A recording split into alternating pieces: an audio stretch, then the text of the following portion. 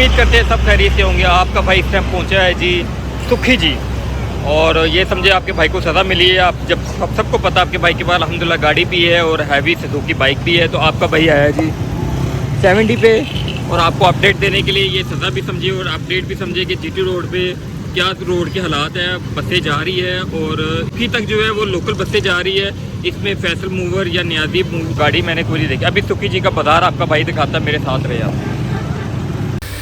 ये है दोस्तों सुखी जी का बाज़ार। हम मोटरवे से तो देखते हैं सुखी जी, लेकिन इसका बाज़ार हमने कभी नहीं देखा। अगर आप जीटी रोड से जाएंगे तो आपको इसका बाज़ार नज़र आएगा, और बाज़ार भी इतना बड़ा कि आप हैरान हो जाएंगे, क्योंकि कम से कम भी 2 किलोमीटर पे मौजूद सुखी जी का बाज़ार है। इसके साथ बहुत से गांव लगते हैं जो यहाँ पे अपनी ज़रूरत की चीज़ें लेने आते हैं, जिनमें बहुत सी चीज़ें हैं। अगर कोई शादी का सिलसिला चल रहा है तो उसका सामान भी वो सुखी जी लेने के लिए आएंगे।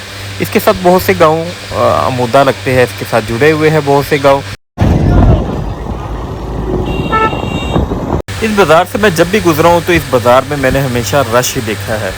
सड़क का सिलसिला टूटा हुआ है लेकिन कभी जुड़ा नहीं है अभी तक। और ये है इनका मेन रोड जहाँ से रेलगाड़ी गुजरती है, और इस फाटक को बंद कर दिया जाता है।